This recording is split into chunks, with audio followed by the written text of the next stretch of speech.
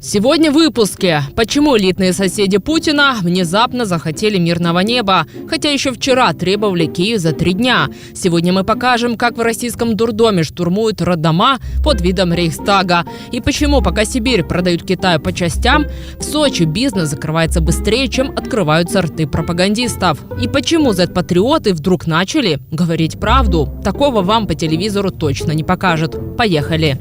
Начнем с классики. А нас-то за что? В Москве дрон заглянул на огонек в ЖК «Дом на Мосфильмовской». Это не просто многоэтажка, а закрытый заповедник для высших чинов.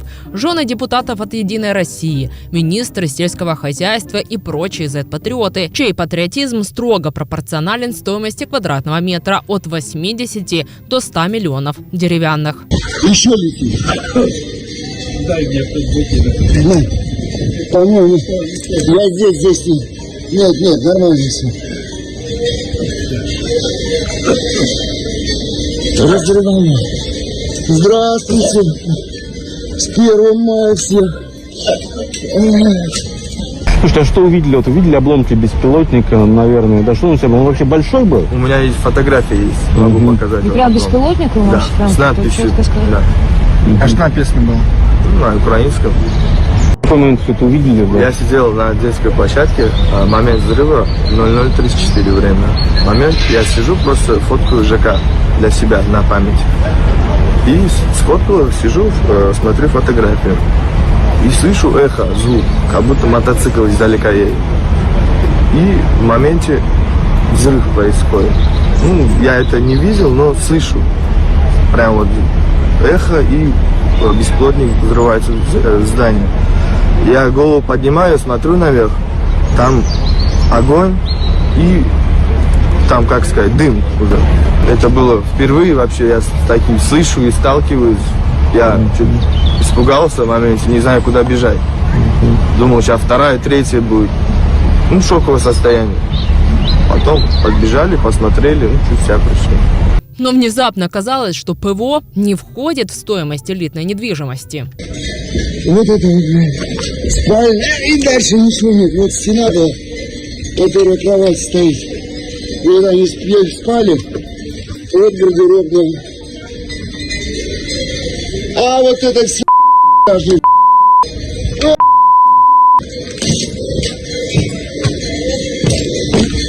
Это все квартира.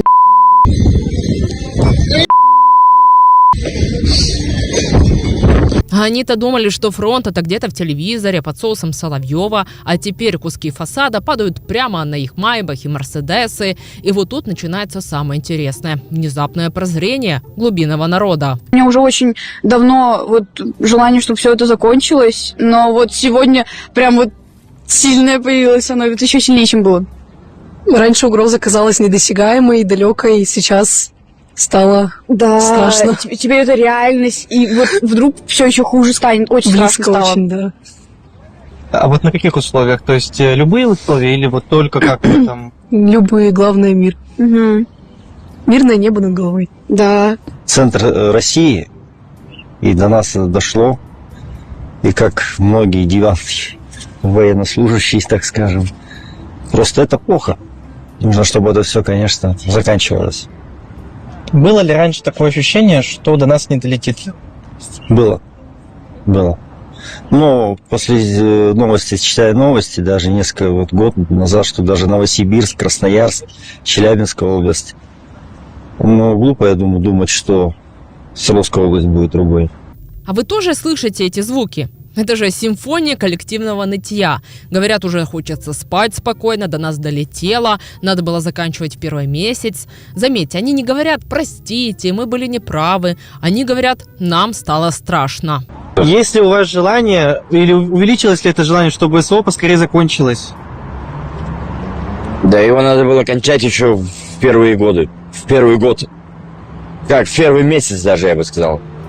Заканчивать. Вот и все. А чем дальше затягивается, тем это все будет хуже и хуже. Мне кажется, главное все-таки, чтобы был мир. Уже хочется, чтобы побыстрее закончилась ситуация в мире, и мы могли спать спокойно. И пока в Туапсе методично обнуляют очередной НПЗ, по федеральным каналам тишина и благодать. Россияне десятилетиями меняли свои права на стабильность. А в итоге прав нет. Зато стабильность в виде прилетов БПЛА есть. Для чего я решил снимать новостные выпуски и освещать то, что происходит в нашей стране? Задолбало, если честно. Федеральные каналы молчат, все скрывают. Мы узнаем всю ситуацию от блогеров, от просто людей за гражданской позиции.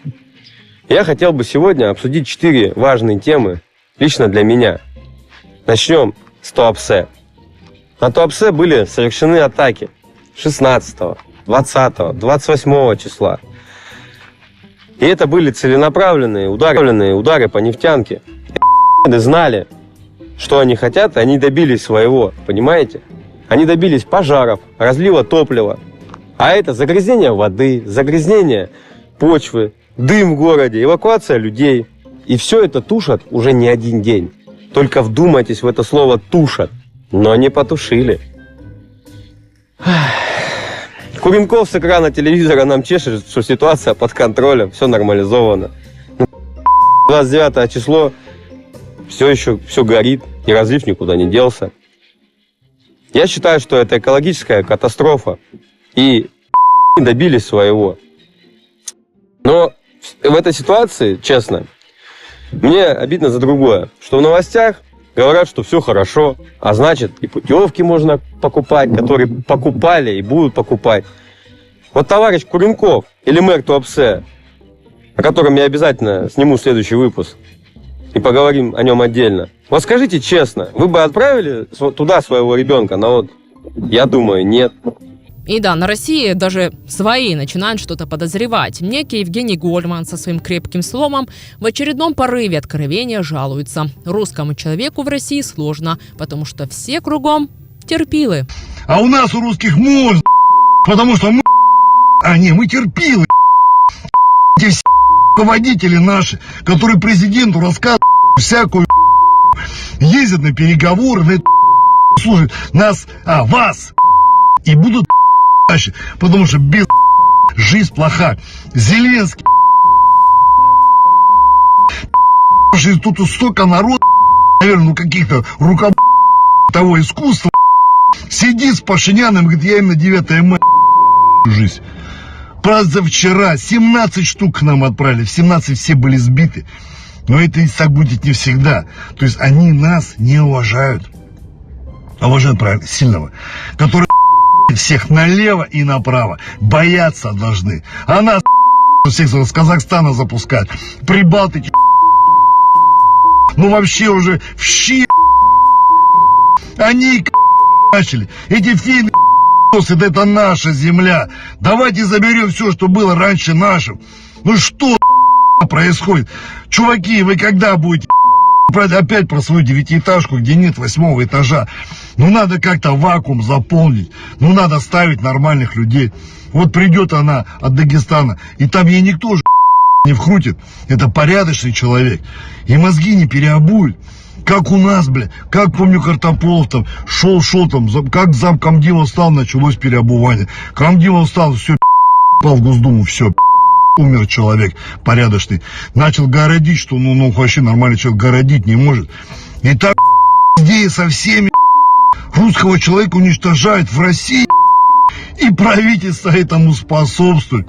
Кто-то где-то подрался с цыганами, с кем-либо там, с понятными людьми. Русские поехали, тех отпустили. Потому что вы запомните, кто тут умирает. И мы тогда потому что, как бы там не пошевелить эту, как там, диаспору, еще кого. Вы совсем, вы засуньте руку в карман. Там, если у вас, если нету, меняйтесь. Бегите, Владимир Владимирович, пока не поздно. По столу. Просто какой-то творится в стране, а мы это жуем. Мы терпелы, а все остальные вот эти руководители им рассказывали сказки Венского леса, сказали, вы все будете жить хорошо, дали им гражданство американское, и они все работают правильно на Америку. Трамп, он руководствуется принципом каким? Не ждите чудес, чудите сами. Вот старый да ему вообще он завтра не проснется, но он натворил дел таких, эту Европу оформляет просто пихивает и пропихивает эти. Они жуют, потому что это колония Америки. И все правители, кто-либо что-то сразу умирает. Поэтому мы все и есть колония. Но мы как-то барахтаемся. Президент и народ. Ну, прослойка, которая между нами, она, честно говоря, уже пора менять.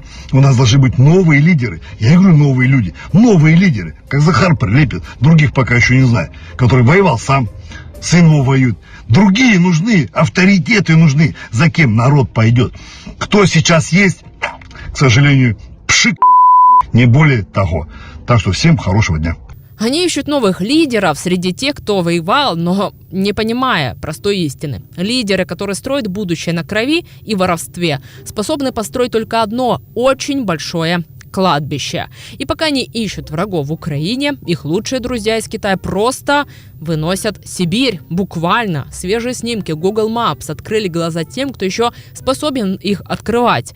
Огромные лысины на месте лесов в Иркутской области. Посмотрите. Короче, обновились Google Maps, Google карты, и только посмотрите, что происходит у нас в стране. Короче, вот это вырубка лесов. Мы поднимаем карту и видим вот это все, ребят. Вот. Думаете, это только какой-то райончик один? Смотрим. Заходим на любое, просто на любое место. Смотрим. Идем дальше. Вот это все. Иркутская область, Красноярский край. Видите, вот это все. Это не просто какой-то райончик. Понимаете? Масштаб. Город Усть-Илимск, река Ангара. Вот это все. Мы узнаем благодаря Google Maps. Ё-моё. Вы только посмотрите. Просто что это? Но россиянам и китайцы не нужны, они и сами отлично справляются. В Красноярском крае гид группы решил запустить сигнальную ракету в честь похода. Итог – минус 17 гектаров тайги. За что доставлен в органы внутренних дел? Значит, доставлен за то, что допустил использование сигнальных патронов, что привело к возгоранию в районе Исауловской петли. Сколько у вас патронов было? 3. Вы все использовали? Да. В район Исаульской петли вы поехали сами, либо каким-то, скажем так, воспользовались услугами организации? Я воспользовался гидом. Да, там собралась группа, и я поехал туда. Да, природа в шоке и шлет ответки. В Ставрополе среди мая выпал снег. Сегодня вообще сторис страны. София, ты чего? Превратила лето, зима. Я тоже хотела лето, а припрыгнула зима. Все, пойдем, дочь. Ну а в Сочи массово закрывается бизнес, ведь русский мир и процветающий курорт не живут на одной планете. Друзья, мы сейчас в районе улицы Цветочной. Посмотрите, здесь освобождаются павильоны. 1, 2, 3, 4, 5. Вот дальше 6. Я заходил сюда, покупал сладости. То есть бизнесы закрываются. Мы проходим ресторан «Вода» на Мандарине. Его тоже закрыли. Он много лет работал. Мы на Адлерской набережной. Здесь тоже свободные павильоны. А также закрылся легендарный ресторан «Дом» и «Грильяж». Как думаете, с чем это связано? Ну а за границей россияне внезапно обнаруживают, что с ними не хотят говорить по-русски. Оказывается, за пределами Останкина их язык теперь ассоциируется нет не с балетом, а с перелетами и военными преступлениями. Хотела поделиться с вами с точки зрения политической обстановки здесь в отеле. Я, честно говоря, это мне минус большой, это мне не плюс. Я не разбираюсь настолько в деталях, в нациях, но вот там есть латвийцы, там поляки, что-то откуда-то с той стороны. Молодые классные ребята, прям компаниями, резко перестают понимать русский язык и говорить на нем, когда понимают то, что рядом с ними русский. До очень сильного оскала, такого злого, обозленного на лице, представляете? Вот я, с одной стороны, хочу сказать, да, я все понимаю, а с другой стороны, мне хочется так просто прям вот взять какую-нибудь табуретку и просто, знаешь, вот так вот хочется мне. Я начала с одной, я говорю, слушай, ну ты только что разговаривал по-русски. Что случилось? Oh, no, only English. Ой, будет English. И потом я думаю, кому я что объясняю? Мне непонятно. Мне вот взрослой женщине, мне это непонятно. Вообще просто. Но если реальность кусается, нужно создать свою альтернативную. В российском дурдоме очередное обострение победобесия. Они снова штурмуют картонный Рейхстаг. Маленький нюанс для любителей истории. В настоящем Рейхстаге с 1933 года находился госпиталь. Нацистов там не было. Они его сожгли сами задолго до конца войны. Так что современные зет-патриоты, штурмуя декорации, по сути, репетируют захват родильного отделения. Фрейд бы плакал, но в России его, скорее всего, тоже запретят за нетрадиционные ценности. Друзья, напишите, как вы считаете, это уже финал великой державы или они еще не достигли дна? И что наступит раньше, китайский язык в Сибири или конец этой стабильности? Пишите в комментариях, нам очень важно ваше мнение. Поделитесь этим видео с друзьями и родными, пусть больше людей узнает правду.